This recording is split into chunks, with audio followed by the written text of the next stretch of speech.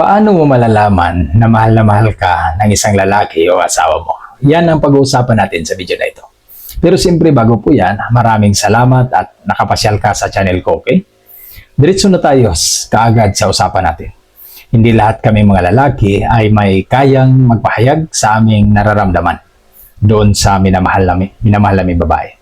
Kaya I'm sure na ilan sa mga kababayan nahihirapan din na malaman kung ano talaga ang nararamdaman ng kanilang mga partner na lalaki.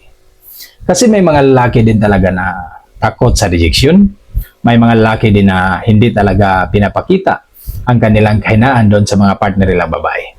May mga lalaki din na takot talagang mag-express ng kanilang pagmamahal.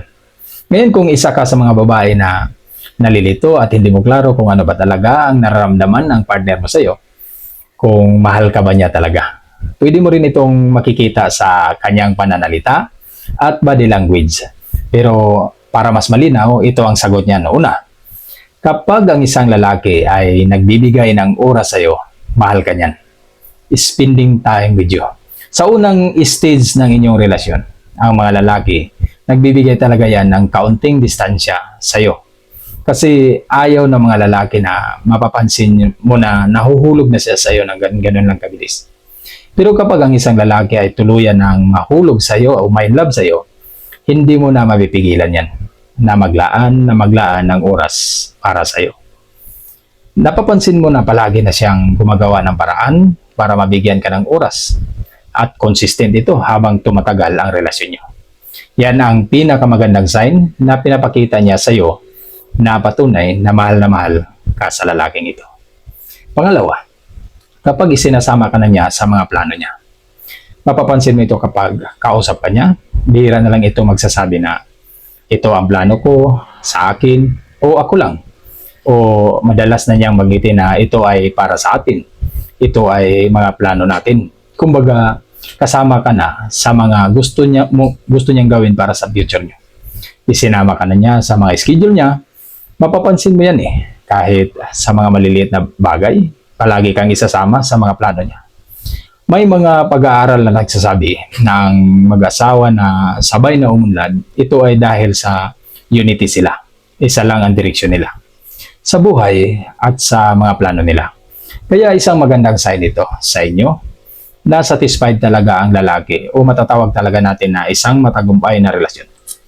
Pangatlo, gusto ng lalaking ito na masaya ka palagi. Ang mga lalaki kapag mahal ka niyan, mararamdaman mo yan. Palagi yang masayahin. Mapapansin nyo satisfied talaga siya sa relasyon nyo. Andun yung positive na feelings. Kaya sa abot ng kanyang makakaya, sinisikap niya na mapapangiti ka niya o ang kanyang asawa. Kasi kung nagawa na niya na napapasaya ka at napangiti ka at mas naging masaya sa para sa iyo. Pangapat, kapag mahal ka ng isang lalaki, makikita niya ang kabutihan mo. Napapansin mo ito. Ang isang lalaki kasi, kapag hindi ka talaga mahal nito, ang palagi lang niyang mapapansin sa iyo o hinahanap sa iyo ay ang pagkakamali mo. Ang madalas na hinihintay ng lalaking ito ay ang magkamali ka. Yan po ang lalaking hindi nagmamahal sa iyo.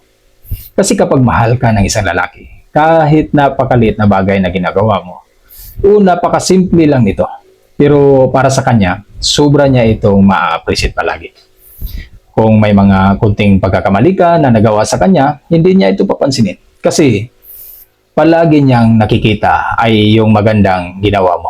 Sabihin na natin, nakikita naman niya yung mga kunting pagkakamali mo dahil wala naman talagang perfecto sa atin.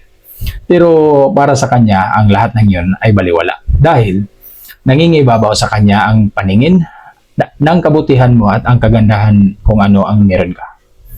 At hindi yung mga negatibo at pagkukulang mo. Ganyan ang mga lalaking nagmamahal. Panglima at panghuli, kapag mahal ka ng isang lalaki, priority ka sa kanya. Kahit saan pa man, kahit kanino man, mas lamang ka, mararamdaman mo na talaga na priority ka. Priority ka para sa kanya. Pinaparamdam niya sa iyo na mahalaga o importante ang feelings mo sa kanya. Sinisigurado niya sa iyo na ikaw talaga ang una para hindi masagasaan ang feelings mo. Halimbawa, may nagaya sa kanya na kaibigan niya o kapamilya niya. Pero may lakad kayo na naka-schedule bago pa man yung pag-i-invite sa kanya. Wala siyang pakialam doon dahil ayaw niyang magbigay ng excuse sa'yo o pressure sa'yo na doon siya pupunta. Sa mga nag-invite sa kanya, ikaw ang ipapriority niya. Di niya sasabihin sa yun dahil alam niya ang mararamdaman mo. Kapag ang lalaki kung nagmamahal yan, hindi yan puro salita. Makikita mo talaga sa gawa. Kung talagang mahal ka nila, sa effort nila, sa commitment nila sa'yo, palagi ka nilang tutulungan kahit sa maliit na bagay, sa mga gawain mo. Halimbawa nito, mga gawaing bahay. Palaging nakaalala yan sa'yo. Ayaw ka niya na nahihirapan. Okay? Sana sa mga babae dyan, may nakukuha kayong kunting idea sa mga pinag-uusapan natin ngayon. At mag-ingat po kayo palagi. Paalam.